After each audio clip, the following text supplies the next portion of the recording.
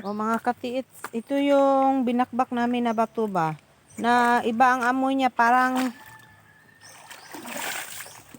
siyang ano, unsa ginang halang. Mga halang sa mata eh. Oh, Dito na porsyon mga diyan na bro. portion oh. Dito nag-umpisa ang kakaibang amoy ng bato nito. Nalagsikan pa jud akong mata giatay. Dito. Diyan oh. Iba ang amoy niya ba.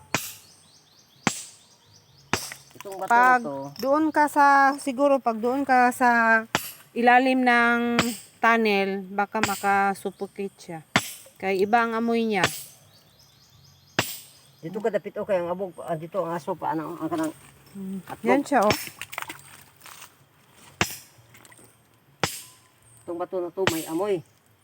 Ito ang mga sinabi kong bato na parang man-made. Pero ngayon, parang kumpirmado. Kasi may amoy siya. Iwan ko kung Jim, hinalo sa bato. iba yung ano niya ba, para siyang may kanang smoke. Oh? Jim, lain gud siya Jim. Kada kuan gud ni Jim no, ang aso gud Jim no, ana gud oh. Mukhang gani, murag mo.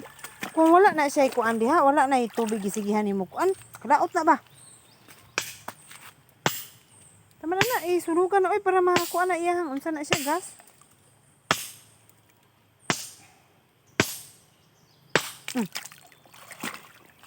Oh, yan na katiit. Sunugin na namin katiit. Sunugin ko to. Parang delikado to.